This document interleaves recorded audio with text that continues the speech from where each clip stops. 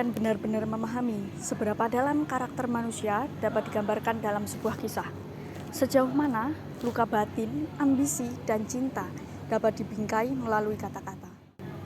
Sastra bukan hanya soal cerita atau kisah, melainkan di dalamnya terdapat gambaran perasaan manusia tentang hati dan pikiran yang tidak bisa diungkapkan secara langsung. Inilah yang dibahas dalam psikologi sastra, sebuah cara untuk memahami karakter tokoh dalam cerita dari sisi kejiwaan mereka. Dan di sini kami dari kelompok 8 akan membahas naskah Raden Saputra, sebuah karya klasik dari Jawa Timur. Jadi guys, di sini aku sedang bersama dengan narasumber pertama, narasumber 1. Boleh perkenalan Kak? Oke, perkenalkan nama saya Sylvia Nurnafisa. Saya dari Bahasa dan Sastra Indonesia angkatan 2021. Peminatan saya di bidang filologi, khususnya naskah kuno. Nah, ini sangat berhubungan sekali ya karena peminatannya filologi. Jadi di sini kami akan mengajukan beberapa pertanyaan untuk tugas tekstologi kami. Yang pertama, apa tantangan utama dalam meneliti dan melestarikan naskah-naskah semacam naskah Raden Saputra? Oke, baik. Jadi tantangan utama dalam meneliti dan melestarikan naskah itu ada di aksara dan bahasa naskahnya sendiri. Karena kalau kita akan meneliti naskah kuno, kita harus tahu terlebih dahulu isi dari naskah tersebut. Sebelum kita mengetahui isi dari naskah tersebut, kita harus tahu dan gimana caranya kita untuk membaca naskah tersebut. Otomatis aksara dan bahasa naskah itu menjadi tantangan utama. Yang kedua itu ada bahan dari naskah tersebut. Apakah naskah tersebut masih tergolong dalam naskah yang baik dengan kondisi naskah dari bahannya yang mungkin tidak rapuh, tidak jamuran, tidak terkontaminasi apapun, itu akan menjadi hal yang paling utama dalam meneliti naskah. Kemudian kalau kita melihat dari naskah semacam Raden Saputra seperti ini, karena bahasa dari naskah ini campuran ya, Iya, ada campuran Jawa, Jawa, Bali, Kawi. Nah, itu menjadi tantangan tersendiri bagi peneliti karena selain kita harus memiliki pengetahuan tentang bahasa naskah bahasa Jawa, kita juga harus memiliki pengetahuan tentang bahasa Jawa Kawi, terus kemudian ada bahasa Bali. Nah, itu menjadi hal yang paling rumit menurut saya karena bahasa dari naskah misalkan bahasanya itu Jawa, itu sudah sangat berbeda dengan bahasa Jawa yang kita tahu di zaman-zaman SMA. Karena bahasa Jawa di naskah kuno itu masuknya itu bisa dari Jawa kuno, Jawa baru, Jawa. Karena bahasa Jawa yang kita tahu, yang ada di naskah kuno dengan bahasa Jawa yang kita tahu di zaman SMA, SMP itu sangat berbeda. Karena naskah kuno itu saat kita membacanya, kita bakalan memahami apakah itu bahasa Jawa yang bahasa kuno atau bahasa Jawa bahasa Jawa baru gitu. Oke. Nah, berhubung kami menggunakan pendekatan psikologi sastra gitu. Jadi pertanyaan yang kedua adalah bagaimana psikologi sastra dapat membuka dimensi baru dalam pemahaman kita tentang karakter dalam naskah kuno nih Kak. Oke, baik. Jadi di sini naskah kuno itu tidak bisa diteliti dengan bidang filologi saja, melainkan kita juga harus mengaitkan dengan ilmu multidisipliner. Salah satunya yaitu psikologi sastra ini. Dari naskah Raden Saputra ini diketahui bahwa naskahnya itu berbentuk prosa, maka psikologi sastra di sini mampu digunakan untuk meneliti dari sisi kepribadian Raden Saputra, iya, dari tokoh. Nah, kemudian dari psikologi sastra yang kita kaitkan dengan tokoh Raden Saputra ini, diketahui bahwa motif dari alam bawah sadarnya Raden Saputra itu ya, jadi dari psikologi sastra yang kalian analisis ini melalui naskah Raden Saputra ini dapat diketahui bahwa motif bawah sadar dan perkembangan batiniah tokoh itu ditulis tidak tersurat. Jadi perlunya kita memahami tokoh kepribadian Raden Saputra. Kemudian ada Ratna Manik itu. Kita perlu mengetahui juga bagaimana sih sisi psikologisnya para tokoh-tokoh ini. Yang pertama kita dapat mengetahui konflik internal dari tokoh Raden Saputra, kemudian kita akan tahu bahwa adanya motivasi bawah sadar dari diri Raden Saputra, yang kemudian ada mekanisme pertahanan diri saat Raden Saputra itu menyelamatkan Dewi Ratnamani, kemudian ada perkembangan psikologis yang terlihat sangat jelas dari awal cerita sampai hingga akhir cerita dari naskah kuno tersebut. Nah, setelah dari pertanyaan kedua tadi kakak menyebutkan ada 4 tuh, ada konflik internal, terus alam bawah sadar dan lain-lain. Menyambung pertanyaan yang ketiga, yaitu apa sih temuan yang paling menarik dari analisis psikologis kakak tadi terhadap tokoh Raden Saputra? Baik, temuan yang paling menarik yakni pada saat pencarian Raden Saputra terhadap Dewi Ratna Manik, yakni disebutkan bahwa bukan hanya sekedar kisah cinta saja, melainkan di situ ada sisi simbol dari pencarian jati diri Raden Saputra tersebut.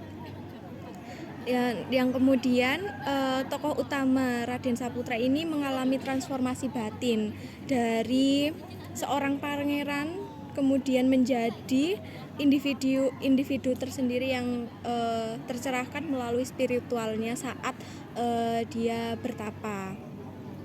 Kemudian narasi dari naskah Raden Saputra ini menyimpan pemahaman dari psikologi manusia yang universal dalam lintas zaman.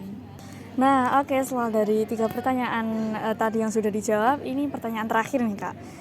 Apa pesan moral atau psikologis yang bisa kita petik dari kisah Raden Saputra di masa kini? Gitu.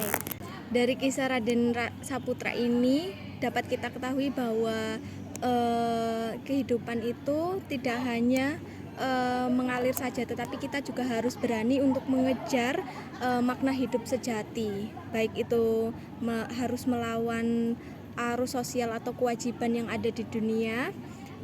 Dari kisah Raden Saputra ini juga mengajarkan kita bahwa kebahagiaan sejati itu bukan hanya semata-mata hasil dari pencapaian luar saja, tetapi juga dari penyatuan dengan nilai-nilai terdalam dari diri kita sendiri, seperti melalui cinta, spiritual, ataupun pencarian eksistensial. Oke, terima kasih Kak Silvi atas pertanyaannya yang sangat oke. Apa pertanyaannya? Oh iya, atas jawabannya yang sangat oke. Sampai berjumpa di lain waktu. Bye-bye guys. Jadi di sini saya bersama narasumber kedua. Boleh perkenalan Mas, nama, prodi, angkatan, sama peminatan. Oke, perkenalkan nama Sulanas, biasa dipanggil Anas, dari Prodi Bahasa dan Sastra Indonesia angkatan 2022. Peminatannya? Peminatan filologi. Oke, karena berhubung peminatan filologi, jadi kami akan mengajukan beberapa pertanyaan terkait naskah Raden Saputra gitu. Yang pertama, apa tantangan utama dalam meneliti dan melestarikan naskah-naskah semacam naskah Raden Saputra? Kalau naskah Raden Saputra ya, itu kan kebetulan tentang cerita-cerita ya, kan ada banyak macam-macam naskah, entah doa atau apapun. Nah, kalau cerita sendiri tantangannya lebih kepada bagaimana memahami narasi atau penceritaan ini sebenarnya lebih ke pengetahuan yang ada di baliknya gitu. Karena kita masyarakat masih memahami bahwa ya cerita sekedar cerita gitu, padahal sebenarnya ada pembelajaran lebih yang harus digali dari penceritaan itu. Nah, itu sebenarnya tantangan gimana memahamkan orang-orang semua bahwa ada makna tersendiri dalam sebuah cerita, termasuk tadi dari Raden Saputra. Oh, berarti jadi nggak cuma tahu ceritanya aja, tapi kayak tahu nilai moralnya gitu juga ya. Oke. Pertanyaan kedua yaitu bagaimana psikologi sastra dapat membuka dimensi baru dalam pemahaman kita tentang karakter dalam naskah kuno.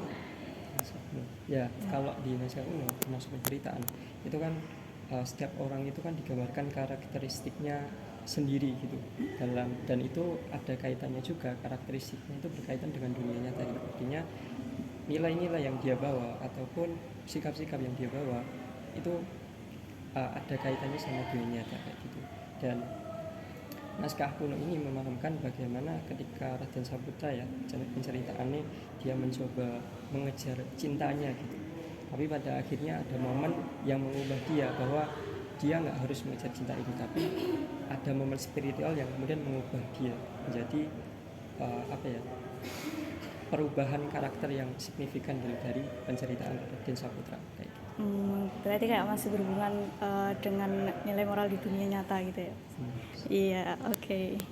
Lanjut ke pertanyaan ketiga, apa temuan paling menarik nih yang Mas Anas temukan dari analisis psikologis terhadap naskah Raden Saputra ini?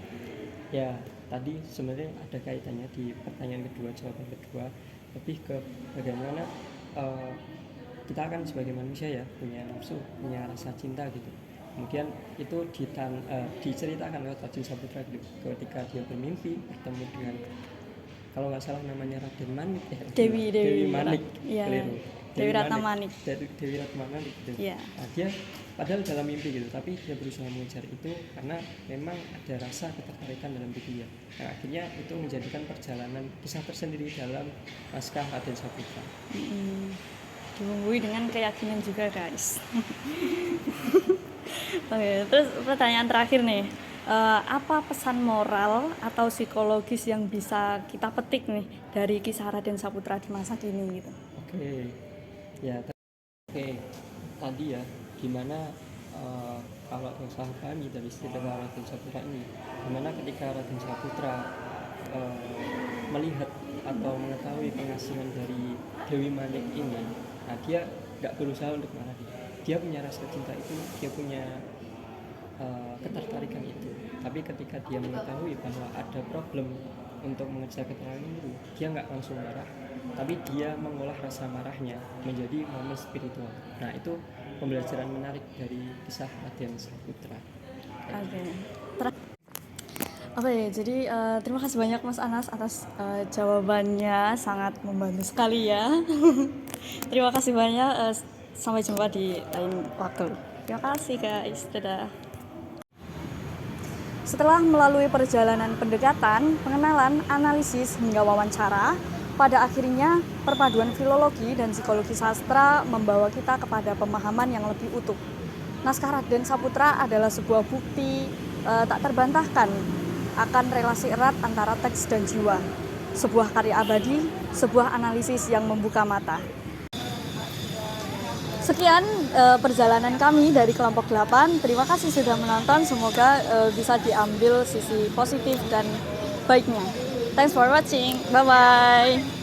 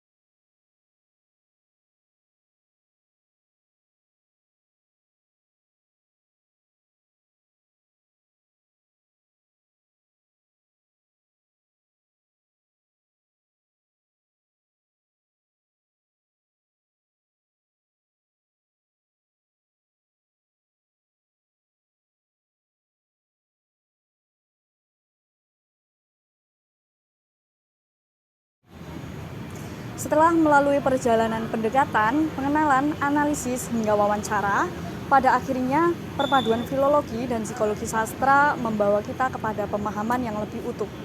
Naskah Raden Saputra adalah sebuah bukti tak terbantahkan akan relasi erat antara teks dan jiwa. Sebuah karya abadi, sebuah analisis yang membuka mata. Sekian perjalanan kami dari kelompok 8. Terima kasih sudah menonton. Semoga bisa diambil sisi positif dan baiknya. Thanks for watching. Bye-bye.